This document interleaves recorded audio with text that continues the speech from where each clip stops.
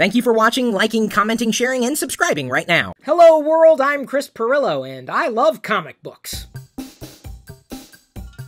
I'm a new comic book collector, actually. Sure, like any random internet nerd, I read them when I was a kid, but I didn't really do anything about keeping them together, or doing my best to complete a collection, or even start one in the first place. Even though I do not consider myself anywhere near a comic book expert, I do love Star Wars, I do love comics, and I do collect. Where do you begin collecting Star Wars comics? This seems to be a common question, so I'm going to do my best to answer it my way. In the beginning, it was Marvel producing Star Wars comics. Then, it was Dark Horse. And now, it's Marvel again. If you're slightly confused at this point, get in line. Before anybody knew that Star Wars was going to explode as a pop culture phenomenon, Marvel was the company to pick up the Star Wars comic book license. This being the last issue they produced in the series, number 107. I happen to have the other 106 as well, thanks in large part to a community member. I am eternally grateful, and I still can't believe that Greg Hawley sent me his Star Wars comic book collection. Yeah, the whole thing. Because he knew that I'd appreciate it. And I did, and I'm taking care of them, absolutely. They've got a good home, trust me, they're staying here. If I was to start collecting Star Wars comics on my own, I probably would not begin with the original series, if only because they're probably going to be a lot more expensive than the new series. All things considered, for the time, I think Marvel did a pretty good job with Star Wars back in the day. But I would imagine that fans would feel a bit disenfranchised after they see the new series of Star Wars comics from Marvel. No matter which comics you start with, I would strongly recommend protecting them. Every one of mine have been placed in front of an acid-free cardboard backing and are contained within a Mylar bag. Plus, they're kept in a cool, dry place, which should keep degradation that'll happen over time anyway at a bare minimum. If you're gonna collect, take care of your stuff. Apart from the 107 in the original Star Wars comic series, there were a few special issues produced.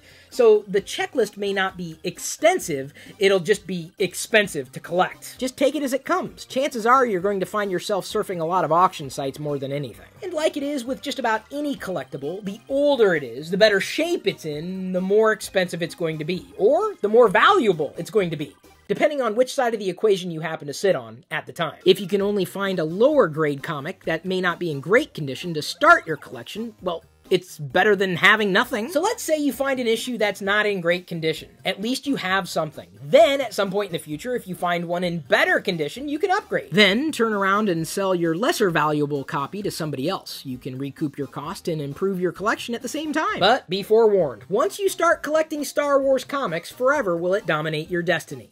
And your wallet. Again, a huge thank you goes out to Greg Hawley. So what if you're not interested in the old Marvel stuff? That's okay, because Dark Horse produced a ton of amazing Star Wars comics. At this point, you may have to decide, what are you interested in? I mean, are you interested in the value of the comics, or are you interested in the comics value itself, outright, as a story that you love, in a universe or galaxy that you love? Since Dark Horse produced so many Star Wars comics, I had to narrow it down to the characters that I loved most.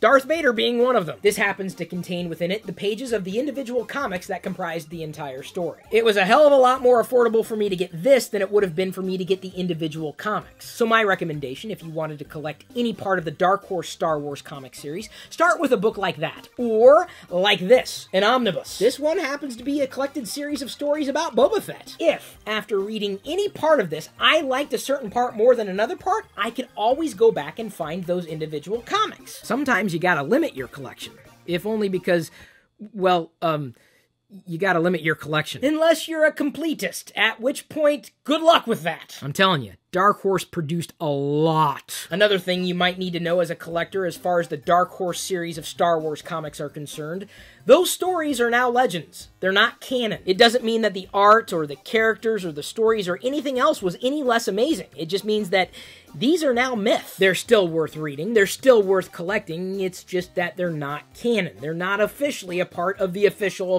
story. And as far as where I sit, I'm okay with that. Some fans freaked out when the expanded universe became legends. If you're one of those fans, that's okay, because as I said before, Marvel has the Star Wars comic book franchise again. And they just got it back and kicked up the new series. This is brand new, which means there's never been a better time to start collecting Star Wars comics. Star Wars is not going away anytime soon. Not to mention, for you purists, the new series of Star Wars comics is canon. Sure, you could probably wait another year to jump into the fray, but I don't think I'd do that if I were you. Not to mention, they issued a series of variant covers for issue 001, which is both a collector's dream come true and a nightmare at the same time. Again, this is where I've learned the value of limiting my collections. I think I mentioned this earlier, but if you can, start with a character that you love. There's going to be a new series of Princess Leia comics and Darth Vader comics.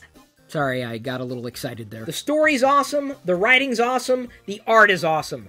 This is one hell of a reboot. And unless you're watching this video 10 years after I recorded it, never has there been a better time to start collecting Star Wars comics. Up until this point, it's just been the movies and TV shows, apart from the Star Wars Christmas special, that have been considered canon. Yes, there are non-comic Star Wars books being done as well that are a part of canon, but they're not as exciting to me. I like pictures. I'd imagine that you do as well, because if you didn't like comic books and you didn't like Star Wars, you should probably not be collecting Star Wars comic books. Do it because you love it, not because it's worth more or worth less. It's still worth something to you. I'm open to even more tips and suggestions that you'd like to scoot my way. As I said, I don't know everything, but I love this stuff. And if you liked this video, I love you too. And at this point, I'm going to leave everybody to their own devices.